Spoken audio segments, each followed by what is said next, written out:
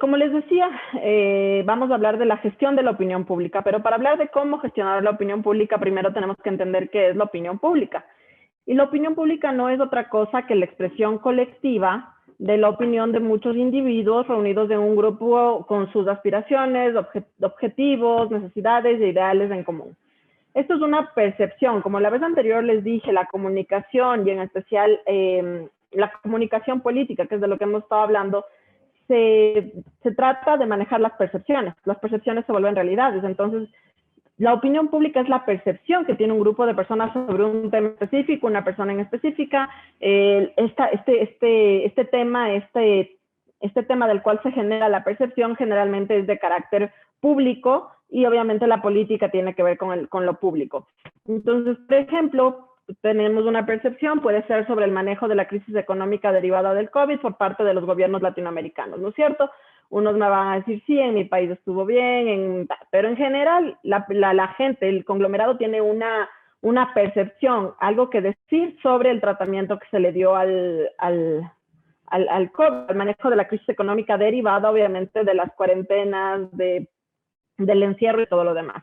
Entonces, como les decía, este tema es súper importante porque es aquí donde nosotros vamos a trabajar el tema de la comunicación a partir de la relación, la gestión de imagen, la gestión de opinión pública y ante todo, y lo más importante, la reputación. ¿Dónde se genera la opinión pública? Esa es la pregunta del millón. Aquí el texto está en portugués, sin embargo, es súper fácil de entender y igual lo vamos a ir repasando ahorita. ¿Dónde se genera la opinión pública? Eso es importante porque es ahí donde tenemos que trabajar. Primero tenemos tres tipos así como de aglomeraciones, de agrupaciones humanas. La primera es la masa, que es como la masa de pan, la masa de pizza, que es súper manipulable. Después tenemos la multitud, que es un aglomerado que se mueve por impulso y por irracionalidad. Y por último tenemos el público, que en el público hay un sentido crítico, hay individualidad y hay racionalidad. ¿Ok? Ahora tenemos que ver cuáles son las características de cada una de estas audiencias y dónde en verdad se genera la opinión pública. La masa tiene una comunicación interna pobre o básicamente inexistente, no requieres absolutamente de nada para acceder a esta masa de gente y por último no existe organización. Entonces, al existir una masa interna pobre, una comunicación interna pobre, tú no tienes objetivos en común, no tienes temas que les unan, no tienes ideales, no tienes absolutamente nada. Una masa, tú ves un grupo de gente, vas te unes, perfecto, no tienes que tener nada con ellos para que seas parte de. Después tenemos la multitud. ¿Qué pasa en la multitud? Hay un predominio del anonimato, existe un contagio rápido de emociones y se caracteriza por la pérdida de la individualidad.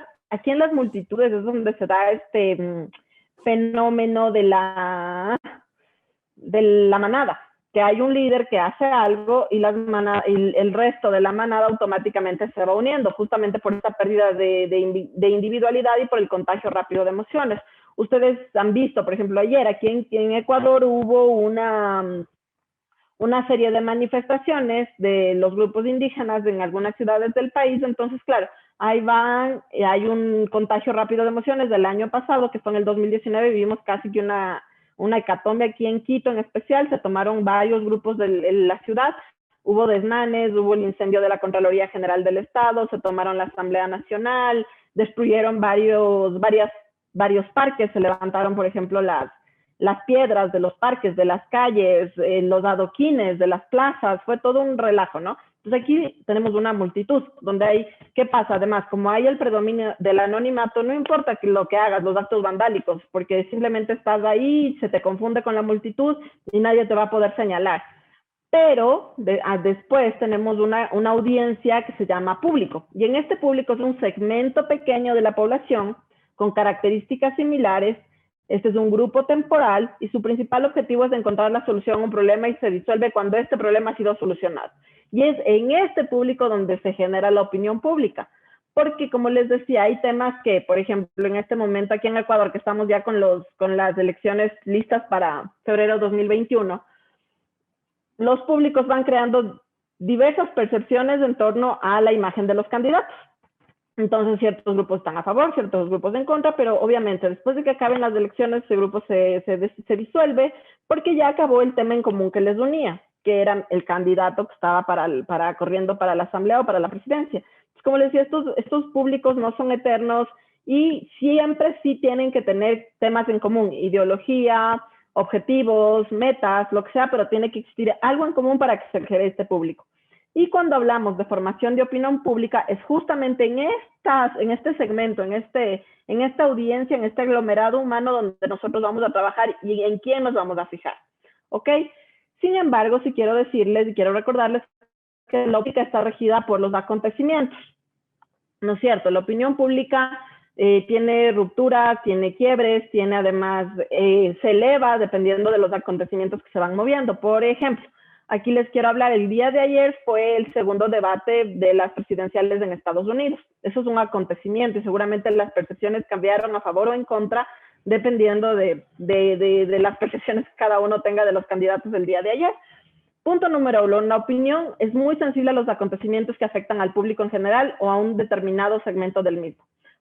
Aquí, ¿qué les quiero decir? Por ejemplo, hay personajes de empresas, hay proyectos que tienen ya una imagen formada, una opinión pública que ya está establecida en el imaginario de las audiencias.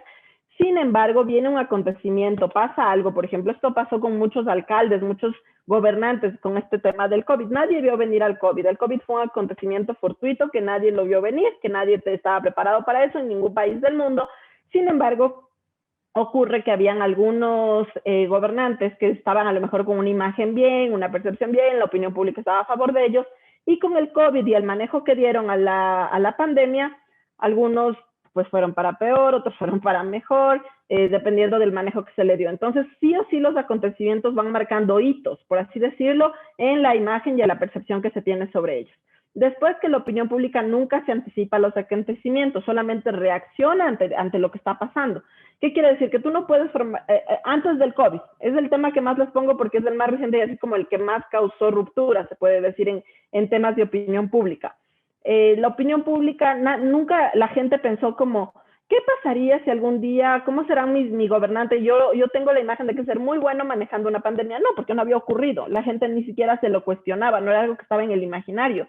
Sin embargo, tiene que pasar para que la gente comience a reaccionar a favor o en contra. Entonces, nunca la opinión pública puede anticiparse a qué pasaría si. Tiene que darse el acontecimiento para que la opinión pública comience a maquinar, a formarse y a armarse.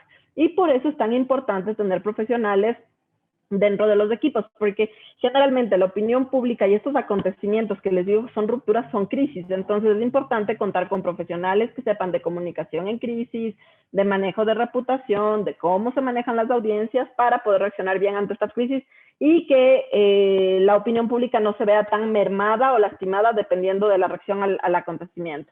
Después, como les decía, los acontecimientos desencadenan la formación de opinión pública. A veces hay instituciones o personajes que están totalmente fuera del ojo de la audiencia y resulta que un acontecimiento X los pone en el ojo del huracán.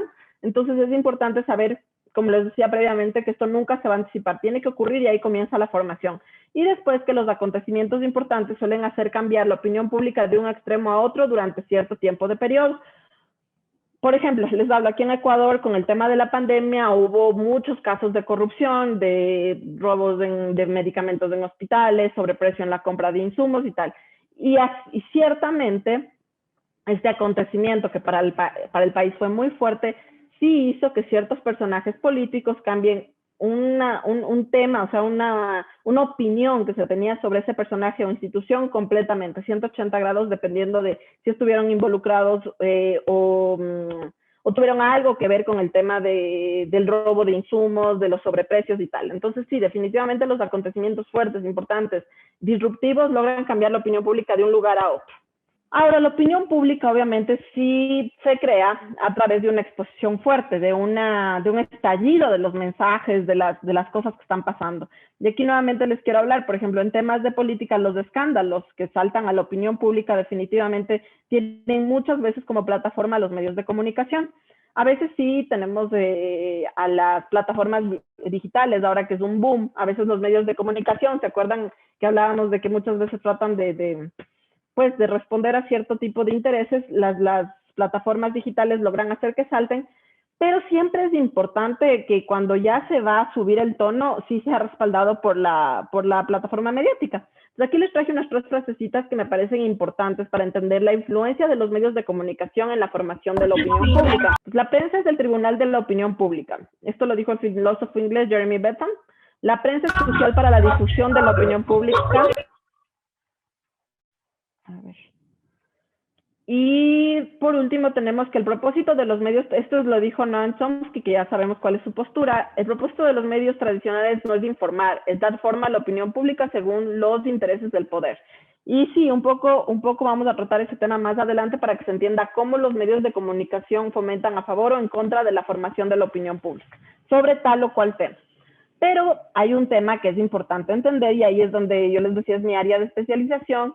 Y si los medios son este tribunal donde se exhibe, donde se ayuda a la formación de la opinión pública, no siempre es tan fácil llegar a los medios de comunicación. De hecho, en la anterior clase alguien me preguntaba, mira, yo estoy trabajando en un proyecto de formación de liderazgos, me parece, ¿y cómo hago para que estos liderazgos lleguen a los medios de comunicación y se pueda vender sus perfiles y la gente pueda saber lo que estamos trabajando y lo que estamos haciendo?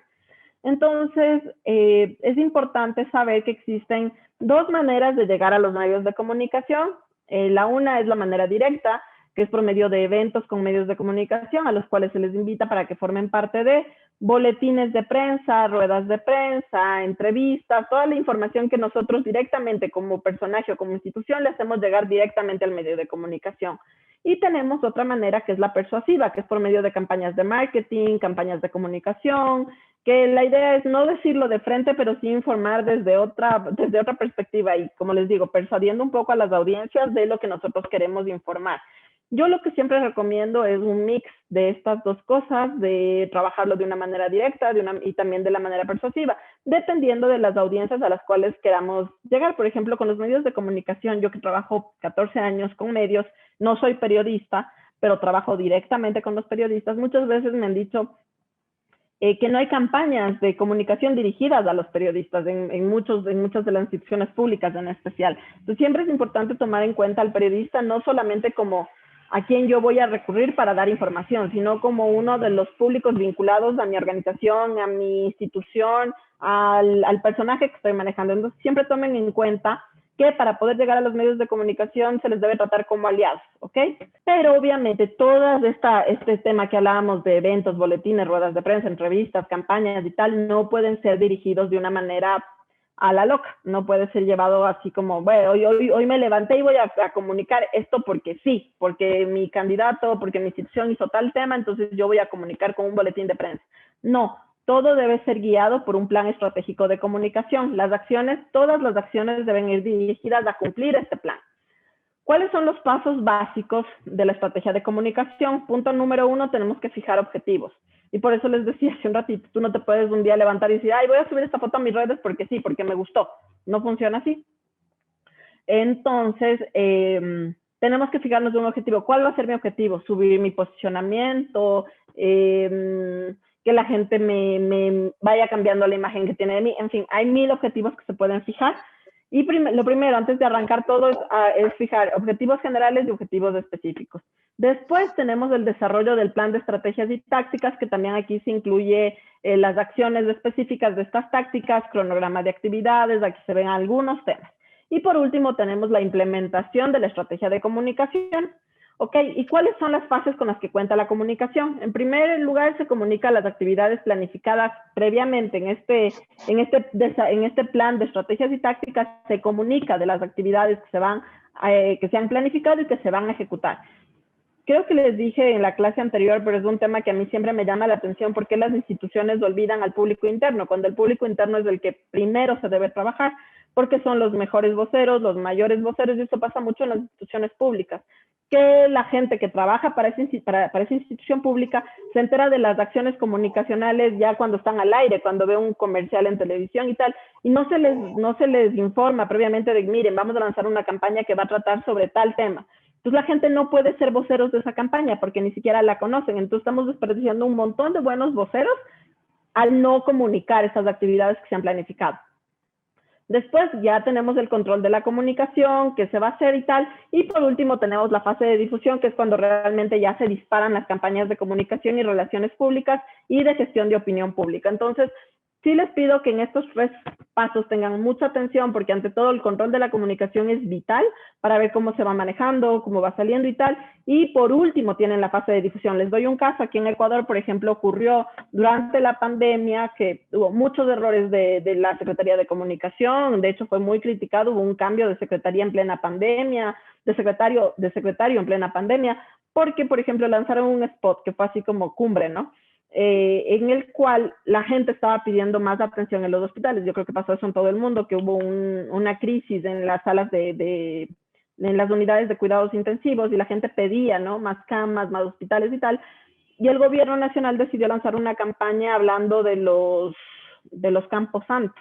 Entonces la campaña decía, no te preocupes, tu familiar va a tener donde descansar para toda la eternidad.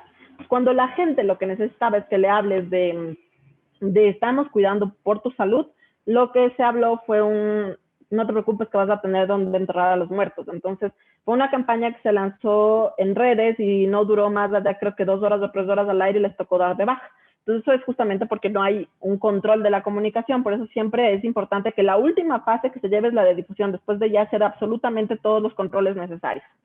Aquí les quiero dejar una matriz de la gestión y evaluación de planes y campañas de comunicación para que estén manejadas de manera metodológica, porque se deben armar las campañas de comunicación.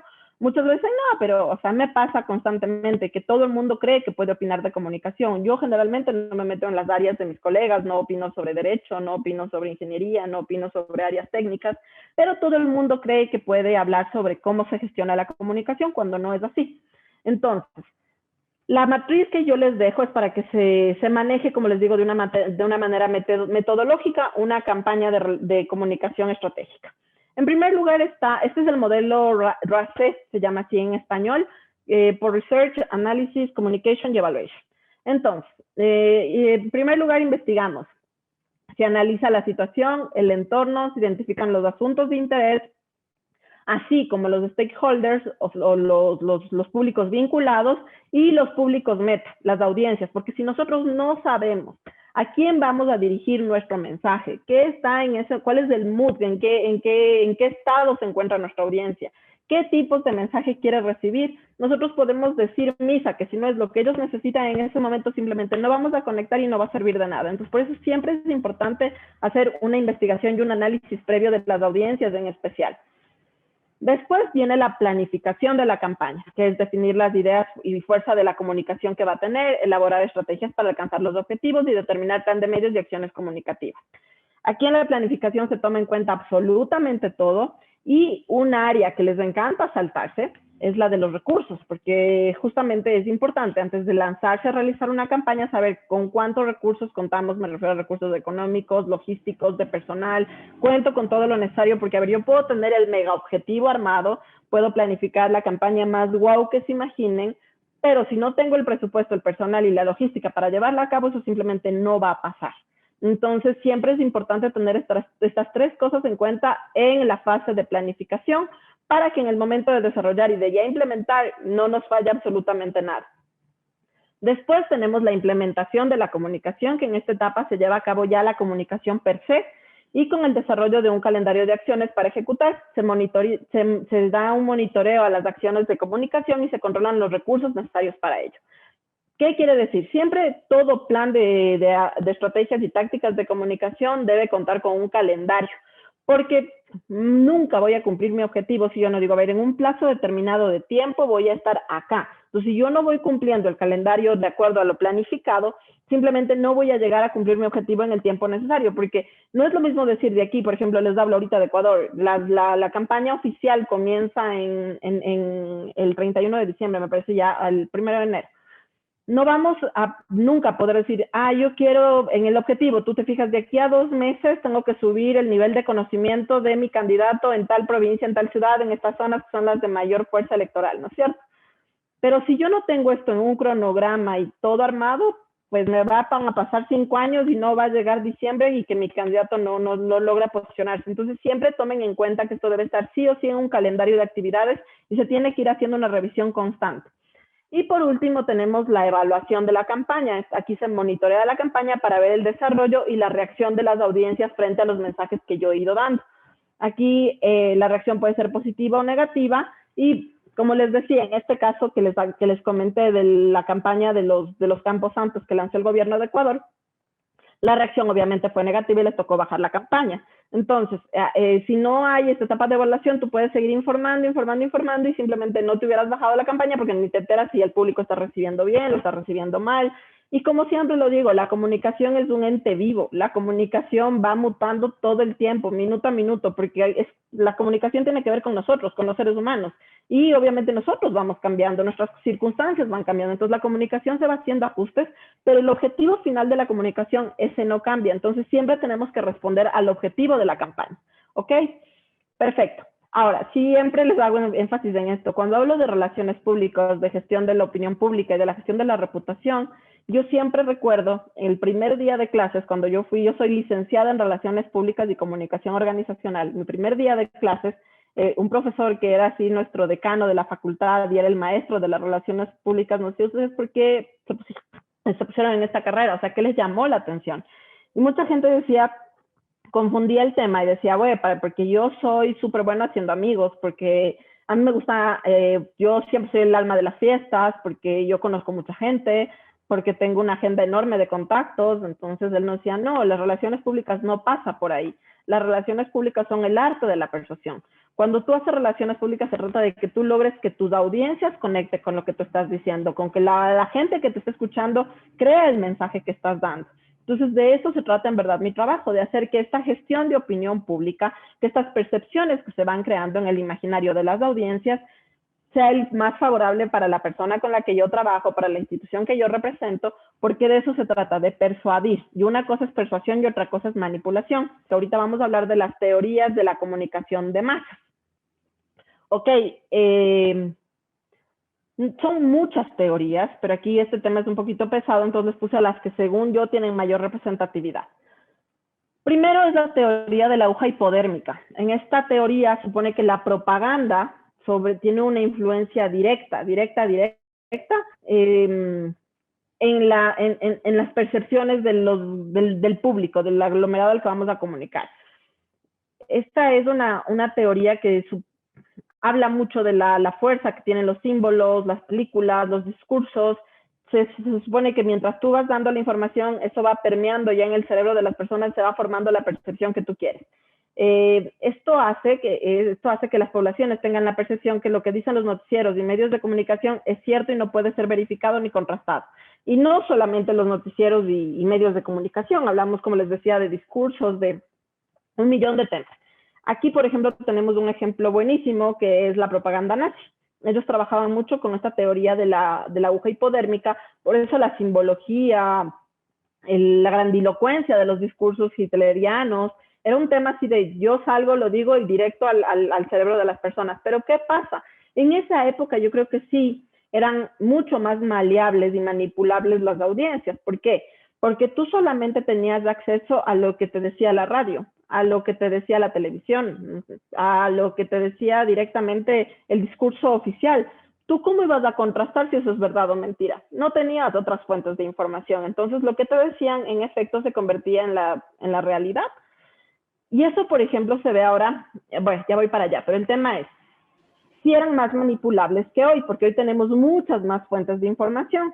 A lo mejor el noticiero te dice, los noticieros en su gran mayoría responden a intereses, ¿no es cierto? Hay canales públicos y privados. Los públicos van a responder casi siempre a los intereses del poder de turno y los privados, pues a los intereses de los dueños del canal. No hay de otra. Entonces, pero tú ya tienes acceso a más canales, a más radios. Tú puedes escuchar una radio de gobierno, pero después sintonizas una radio que sea opositora completamente y ya te permite contrastar información. E incluso tú puedes acabar de escuchar el noticiero diciéndote cierta cosa, pero después vas entonces ves otro tipo de información. Por ejemplo, esto de la aguja hipodérmica sí se usó mucho en la época del chavismo. Por ejemplo, aquí con Rafael Correa, nosotros teníamos las sabatinas. Que era cada sábado el presidente de la República salía a dar un discurso, ¿no? Que tú tenías, al principio eran más cortas, cada vez iban alargando más, pero tenías 3 horas del presidente hablándote de todas las obras que habían hecho, cómo el gobierno estaba haciendo. Y claro, era además, se corría por todos los canales de televisión nacionales y por todas las radios. Entonces, obviamente, la gente sentaba, escuchaba, y sí un poco apelaba a ese sentido de bombardear con toda esta información para que permee de la mejor manera, sin cuestionamientos, en las percepciones de los públicos. Después tenemos la teoría de los efectos limitados, que esta es una teoría que, si bien es de comunicación, tiene un carácter psicológico y se basa en la psicología para su formación. Después, esta teoría se fundamenta y se crea como un contrapeso a la teoría que les acabo de decir, de la aguja hipodérmica. Para que la propaganda pueda permear depende de muchos factores, como género, niveles de instrucción, situación socioeconómica y 1000 cosas más. Y por último, sí existe una diferenciación del mensaje. No es lo mismo comunicar a un niño que a un adulto. Los dos primeros puntos creo que están clarísimos, pero los dos últimos sí quiero extenderme un poco más en explicarles. Definitivamente, para que cierto tipo de propaganda política o información pueda llegar, sí hay una diferenciación. No es lo mismo hacer publicidad o propaganda o dar mensajes de cierto tipo. Por ejemplo, ahora que les digo, para nosotros están cerquitas las campañas políticas. Si tú quieres dar un mensaje, qué sé yo, de incremento en salud, resulta que haces las investigaciones y quienes están más involucrados en el tema de salud son las mujeres y hombres de entre 20 y 40 años, voy a decir cualquier cosa, ¿no? Entonces, claro, es un mensaje que tienes que generar para mujeres, otro para hombres, porque tenemos diferentes formas de percepción, depende mucho del nivel de instrucción. Si tú vas a hacer un comercial que necesitas que permee a la gente que está en el campo, en el agro, tienes que ver sus niveles, tienes que usar un mensaje, un lenguaje que pueda ser fácil de entender, que pueda, el mensaje que estás dando, que pueda ser, que pueda, lo que les decía, que puedas persuadirles. Si ni siquiera te están entendiendo, ¿cómo los vas a persuadir? Entonces siempre hay que fijarse mucho en todas estas diferenciaciones para que el mensaje sea construido de tal manera que logres persuadir a los públicos y logres crear la percepción que quieres crear en ellos. Y por último, claro que sí hay una diferenciación enorme, como les decía, en el mensaje que estás creando. Se toma en cuenta estos factores y después creas el mensaje ideal para la persona, para el grupo de personas, para esos públicos a los cuales tú quieres llegar. No es lo mismo hacer campaña para un público, para mi voto duro, que para el voto blando, que para los opositores completamente. Entonces, ustedes seguramente vieron ayer, si vieron el debate de ayer de las presidenciales estadounidenses, a mí me llamó mucho la atención que ya vimos un Donald Trump diferente al del anterior debate, porque claro, ya estaba dirigiéndose a otro público y ya estamos en otra fase en otro momento de la campaña. Entonces, claro, se va ajustando y ayer el mensaje era completamente distinto, ya se había modificado, estaba ya atacando un poco menos. Entonces fue interesante ver cómo iban cambiando incluso los dos personajes de acuerdo a, y es justamente porque se utiliza este tipo de cosas. Se va usando otro tipo de dinámica para llegar a las audiencias necesarias. ¿Y por qué esta teoría es un contrapeso de la aguja hipodérmica? Porque la otra lo que dices, yo te suelto la información y tú me crees. Aquí no. Aquí es, yo te suelto la información y dependiendo si eres del género que yo creo, tienes los niveles de instrucción, tal, te va a llegar mi mensaje. Si no, no. En la otra inyección y punto. Después tenemos una teoría que se usa muchísimo, que es la teoría del espiral del silencio, y estudia la opinión pública como una forma de control social. Y su tendencia del espiral del silencio es a enmudecer a quienes prestan o tienen posiciones diferentes de las grandes mayorías. Aquí se habla mucho, o sea, esta teoría está basada en ¿qué les puedo decir? En esta naturaleza del ser humano de encajar en los grandes grupos, de encajar con lo que piensan las mayorías. Desde niños nos enseñan a que tenemos que ser parte del rebaño, a que solamente somos aceptados por todos, está bien. Entonces, justamente aquí les habla de que esta conducta tiene un origen en nuestro natural temor al aislamiento. Nosotros no queremos ser vistos como el raro del grupo. Entonces, esto, por ejemplo, fue algo que se vio muchísimo. Yo recuerdo cuando fue el Brexit, las elecciones pasadas de Trump y Hillary, y me parece que en Colombia fue el plebiscito por la paz, que todo el mundo decía, las encuestas se equivocaron, los sondeos se equivocaron, no era lo que decían. Pasa que mucha gente respondía a las preguntas de estos sondeos, de estas encuestas, con el espiral del silencio, porque no querían decir cuál era su posición. Por ejemplo, imagínate en Estados Unidos que en ese momento todo el mundo decía, no, Trump es un payaso y no sé qué, y no sé cómo, y cómo vas a votar por Trump. La gente decía, ah, sí, voy a votar por Hillary, cuando en verdad ya, una vez que estás dentro de la urna y nadie te está viendo, tú votas por quien quieres. Lo mismo pasó en el Brexit, que mucha gente decía, ah, no, no vamos a salir de, no voy a votar por esto, pap, y lo mismo fue en Colombia. Entonces, simplemente era un tema de no querer en su momento decir y no encajar con las mayorías, y también sí pasa mucho cuando pues esto está en manos del poder, simplemente se enmudece a la gente que piensa distinto. Por ejemplo, hay gobiernos que vetan canales, que cierran, que vetan periodistas.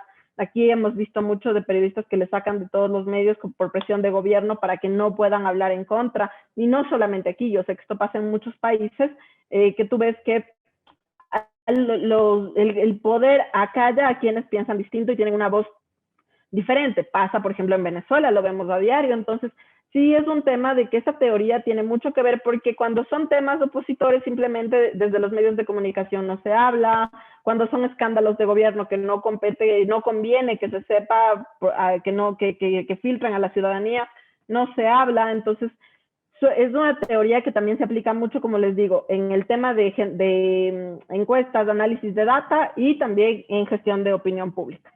Y después tenemos la teoría del encuadre, que esta teoría dice que no solamente los medios te establecen la agenda del debate público, sino que además te dicen la manera en la que se va a debatir estos temas. Te dan las pautas, los marcos y los encuadres, ¿no? Por eso se llama la teoría del encuadre.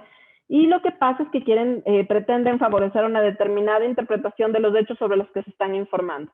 Por eso aquí les puse este gráfico, para que un poco se entienda cómo a veces una misma información puede ser dicha de distintas maneras. Siempre dicen, ¿no?, que cuando la Caperucita cuenta el cuento, siempre el lobo es malo, y que hay que oír la versión del lobo también.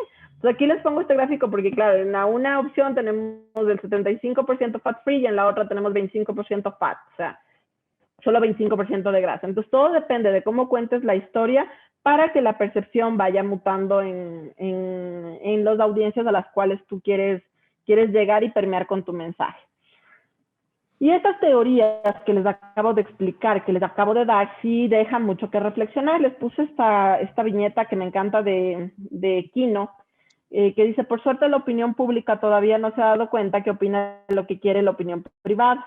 Entonces, ahí tiene que ver mucho lo que les hablaba de las teorías de la comunicación, y que en muchos de los casos los medios de comunicación sí influyen en la formación de opinión pública, pero que definitivamente, o sea, los medios de comunicación se basan en las opiniones, ya sea a favor o en contra, opositoras o a favor de.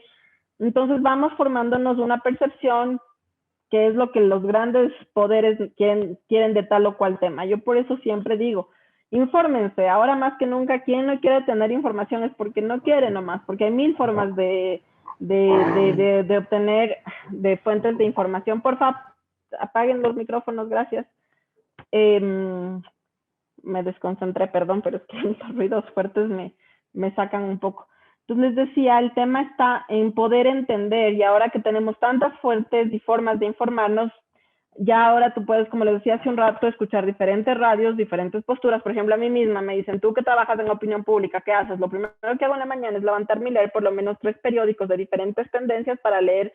Muchas veces lees del mismo titular, tienes en la portada el mismo titular y cada uno lo cuenta a su manera. Entonces tú, después de leer toda la información, pues ya puedes saber y formarte tu propia percepción y tu propia opinión sobre el tema.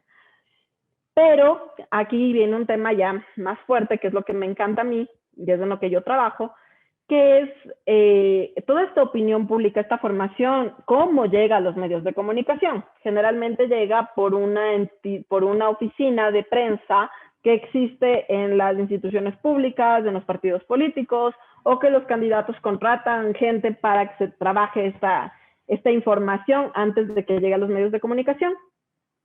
Pero las formas han cambiado, la comunicación ha cambiado, todo, absolutamente todo ha cambiado.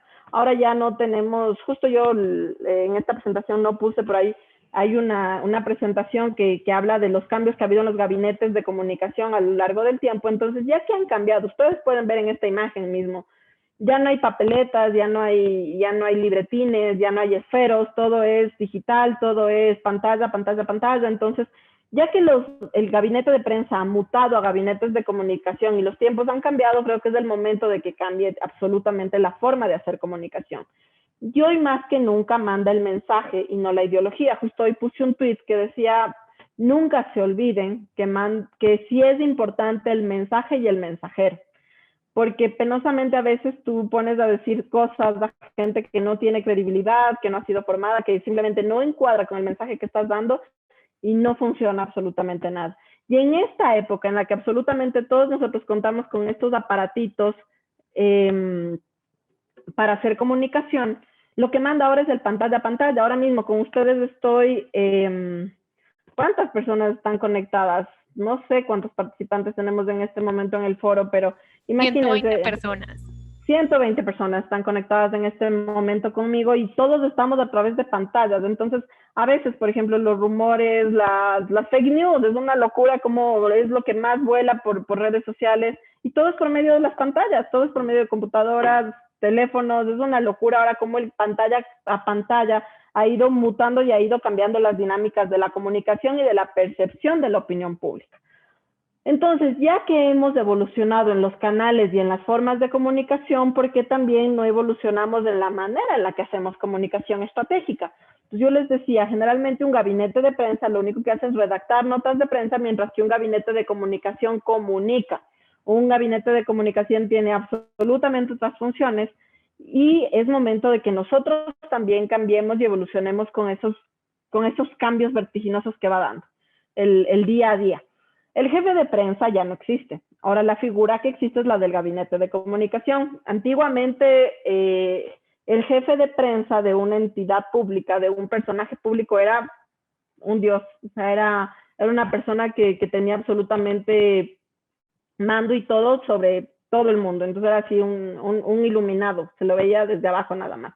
Mientras que ahora lo que existe es un trabajo en grupo, es hacer de distintas maneras la comunicación y ya les voy a explicar por qué. Yo mismo fui jefe de prensa y es una locura, o sea, es una locura ahora ya desde este nuevo modo de trabajar y de percibir la comunicación ya no cabe en mi cabeza como antes podíamos trabajar con una sola figura de un ser omnipotente que era quien manejaba los medios de comunicación y la opinión pública. Vamos a ir hablando sobre las diferencias del gabinete de prensa y un gabinete de comunicación para que se entienda por dónde tiene que ir el cambio y por dónde va a ir la formación de la opinión pública. Aquí son 10 puntos que los tomé de un blog de una colega que se llama Mar Vázquez, ¿ok? Y vamos a ir punto por punto analizando. Un gabinete de prensa es una oficina, mientras que un gabinete de comunicación es una forma de trabajar. Como les decía, antiguamente tú ibas y tenías pues tu oficina ya armada, tac, tac, tac, lanzabas la información y listo, no más. Mientras que un gabinete de comunicación ahora se trata de una manera estratégica de concebir la comunicación completa, ¿ok? Después tenemos que un gabinete de prensa está formado por periodistas, mientras que un gabinete de comunicación está conformado por comunicadores. ¿Esto qué quiere decir? Por ejemplo, a mí ahora ya no me sirve trabajar solo con periodistas. Claro que tengo generalmente periodistas cerca o dentro del equipo, pero me sirve, por ejemplo, alguien que pueda generar contenido multimedia, porque si yo no reacciono a la velocidad que se necesita dar la información, fritos. Además que ahora hay un tema, y esto sí hay que tomarlo mucho en cuenta, por ejemplo, comunicadores desde un buen community, un buen fotógrafo, porque la imagen habla muchísimo, ahora a la gente ya no le gusta leer páginas y páginas, sino que ven una imagen y ya te la compran, un buen generador de contenidos, de todo eso se va nutriendo un buen gabinete de comunicación, ¿ok? A eso les decía, ahora las redes sociales se mueven, pero de manera vertiginosa, a una velocidad brutal. Entonces, si ahorita mismo, digamos que yo estoy en esta clase y pasa algo aquí abajo de mi casa, yo saco mi teléfono, tomo una foto y comienzo a tuitear. Y ya, listo, comienza a armarse un periodismo ciudadano, que se llama, ¿no es cierto? Entonces, los gabinetes de comunicación tienen que poder responder con la misma velocidad que este periodismo ciudadano. Después que un gabinete de prensa trabaja con notas de prensa, mientras que el gabinete de comunicación con estrategias. Todavía hay muchos políticos y muchas instituciones que cada paso que dan quieren que sea una nota de prensa, un boletín, ¿no es cierto? Cuando no funciona así, depende de la estrategia que tú tengas armada para ver este acto, este evento que acaba de ocurrir. ¿Me interesa hacer una nota de prensa? ¿No es mejor que vaya un vocero a contar lo que está pasando? Es un tema tan pesado, tan complicado, que a lo mejor es bueno que alguien lo explique y lo mastique un poco más, a lo mejor en una entrevista, a lo mejor y no, me lanzo una buena infografía, o hago un gráfico dinámico, lo explico a través de cuadritos, o sea, 1000 formas tienes. Entonces, los gabinetes de comunicación trabajan con este tipo de estrategia de contenidos. El gabinete de prensa habla, mientras que el gabinete de comunicación dialoga. Y esto es súper importante tenerlo en cuenta, porque a mí no, les voy a contar algo que pasó acá en Ecuador, igual durante la pandemia. Muchos periodistas se quejaron de que las instituciones gubernamentales creaban grupos de WhatsApp en los cuales no les permitían interactuar, sino simplemente se ponía hay un bloqueo para que se interactúe y solamente podía mandar contenido al grupo el administrador del grupo, que generalmente era gente del equipo de comunicación de la institución. Pues claro, di tú, el Ministerio de Salud hizo ese chiste. Entonces, los periodistas querían repreguntar y no podían. Entonces me decían, a ver, la forma más fácil es por el mismo WhatsApp. Te lanzan el comunicado y tú, oye, ¿y cómo es este tema? ¿Y cuándo lo van a lanzar oficialmente? Y qué sé yo, ¿no?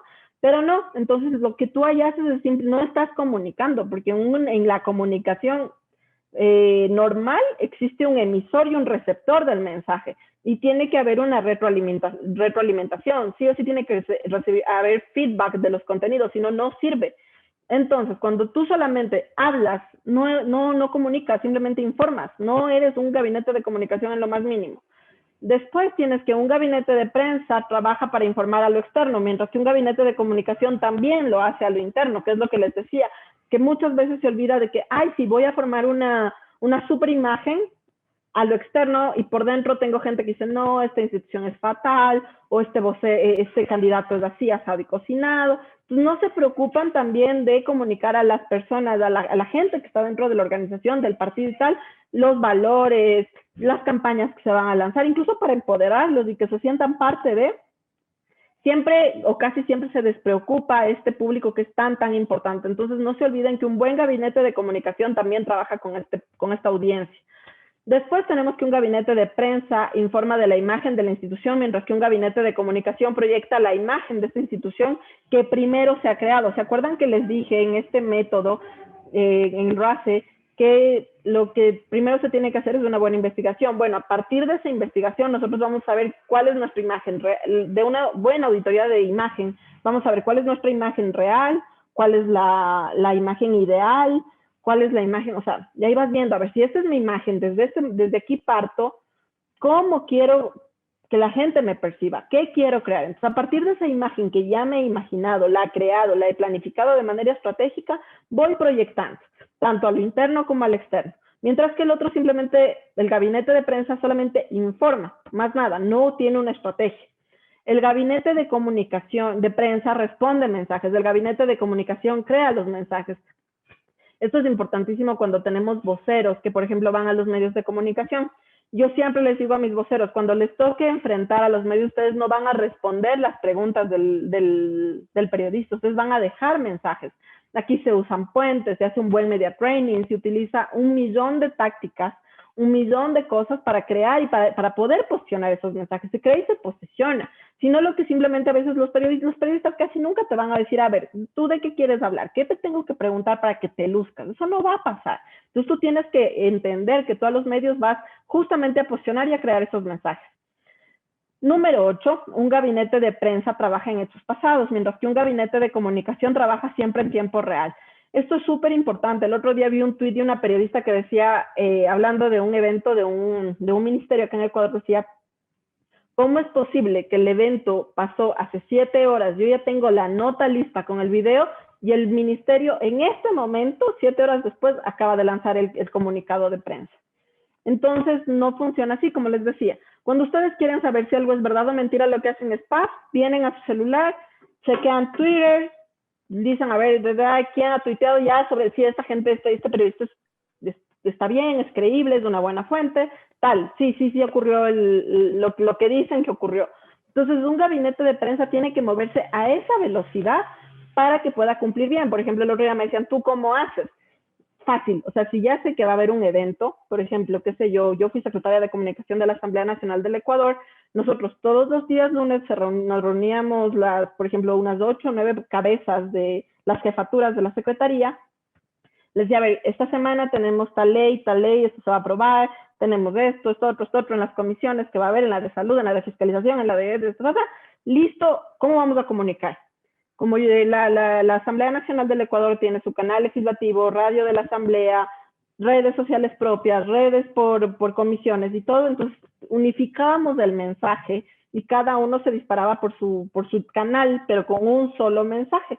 Entonces, para el día que iba a llegar tal debate o tal cosa, nosotros ya teníamos preparada toda la batería de memes, de generación de contenidos para redes, de generación de contenidos para periodistas, relaciones públicas ya sabía lo que tenía que lanzar, los fotógrafos sabían qué fotos necesitábamos que se levanten, absolutamente todo ya estaba planificado para el momento. Entonces, ¿qué pasa? Que se debatía cierta ley y la gente ya iba subiendo punto por punto, se acababa el debate y nosotros ya lanzábamos por todos los canales de comunicación lo que ya se había preparado previamente. Entonces, los periodistas tenían al alcance el boletín de prensa listo. O sea, se acababa el debate y 5 minutos antes la gente de relaciones públicas ya comenzaba a repartir los boletines de prensa y si había actualizaciones se les mandaba por canales digitales, por WhatsApp, porque ahora los periodistas ya ni los correos revisan. De hecho, yo misma creo que ahí ando con 800,000 correos, yo ya no reviso, para mí todo se mueve por WhatsApp o Telegram. Pues tenemos que irnos moviendo ese tiempo, a esas necesidades que ahora tienen los periodistas. Y obviamente, si yo no puedo llegar al periodista, ¿cómo voy a llegar al medio? ¿Cómo voy a llegar a la opinión pública? Entonces, lo lógico es que si yo quiero presentar desde mi postura una noticia, tengo que poder responder en tiempo real. Así funciona. Y debo poder responder de la manera en la que se está moviendo ahora el mundo. Tengo que moverme a la velocidad que se mueve en las redes sociales. Así funciona.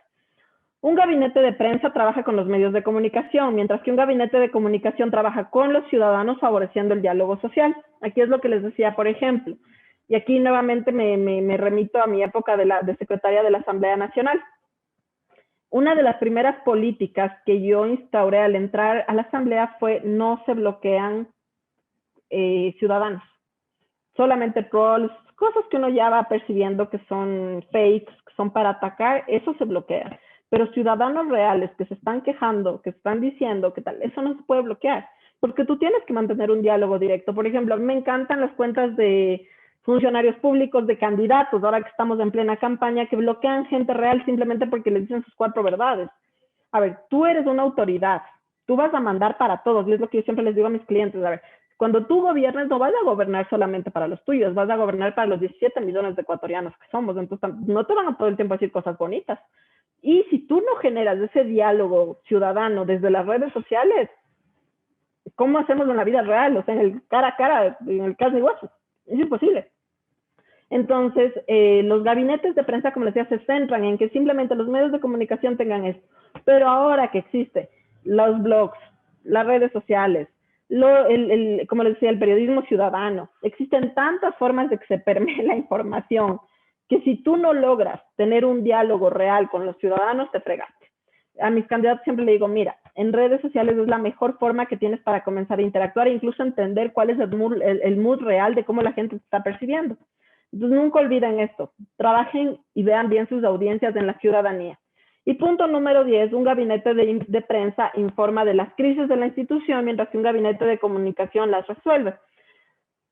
Esto, cuando hay crisis, cuando hay problemas dentro de instituciones, de campañas o lo que sea, el gabinete de prensa simplemente dice, bueno, esto ha pasado. Mientras que un gabinete de comunicación, como ya tiene clara la estrategia, como trabaja en base a un documento que ya está armado, que es así, lo que guía, el mapa, yo siempre les digo a mis clientes, si ya tienes el mapa del tesoro, ¿para qué te sales? Si ya sabes que si sigues el camino vas a llegar al tesoro, ¿para qué te sales? No es necesario. Entonces, cuando tú te enfrentas a una crisis, pero ya tienes claro el norte que tienes que seguir, es súper fácil, tú ya puedes ir dando soluciones, puedes ir resolviendo el tema.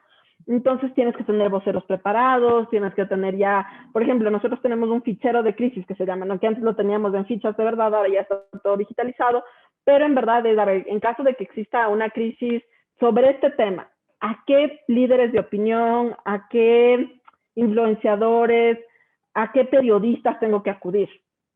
Porque ya tienes todo. Entonces, una vez comienza la crisis, comienzas ya a mover tus fichas y listo. Ya cuando te toca comunicar a la ciudadanía, ya das la solución. Y dices, bueno, sí, ocurrió esto, pero lo vamos a solucionar de tal manera. Entonces, básicamente, el gabinete de comunicación se trata de ser proactivos, de estar siempre en la vanguardia de la comunicación y no quedarnos como meros espectadores e informadores de lo que va pasando, ¿ok? Y esto siempre me encanta porque esta frase la pongo casi en todas mis presentaciones porque no hay que olvidarnos que lo que se publica permanece. y prepárate a hacer declaraciones que puedas sostener por años. Porque para eso tenemos la comunicación estratégica, porque para que pueda guiar todo tu camino. En especial, les digo, en la política esto es bien complicado porque ahora mismo yo me reía porque estaba revisando así las candidaturas y tal. Y claro, ves ahora en el partido de izquierda gente que en las menos de hace 2 años, hace 2 años en las seccionales estuvieron por los partidos de derecha y ves gente que decía yo nunca comulgaría con tal persona y ahora la ves ahí tomados de la mano y tal. Entonces son temas que tienes que tener mucho cuidado, porque en especial ahora que hablamos de inmediatez, de absolutamente todo este tema, lo que tenemos es que hay una huella digital. Definitivamente tú tienes, absolutamente todo queda en una nube, todo queda expuesto, tú no puedes pretender nunca que la información que queda, a mí me encanta cuando suben información y la eliminan. Hace poco hubo aquí un escándalo con un presidente del Ecuador que subió un tweet y lo trolearon durísimo y borró el tweet, pero ya todo el mundo le había hecho capturas y tal. Entonces, siempre prepárense para lo que ustedes salgan a decir a medios de comunicación, vayan a tuitear, vayan a facebookear, vayan a subir a sus estados de WhatsApp, porque eso, absolutamente todo comunica e incluso, y esto tienen que tomarlo en cuenta, los silencios comunican. Si te vas a callar frente a tal o cual tema, también después cuando tengas a lo mejor te vayas a una candidatura, estés en algún lugar, te van a decir, pero tú callaste frente a tal tema, no dijiste absolutamente nada, no peleaste, no defendiste intereses ciudadanos. Entonces sí les pido que esta sea su máxima, que lo tengan siempre en cuenta cuando van a trabajar en comunicación estratégica.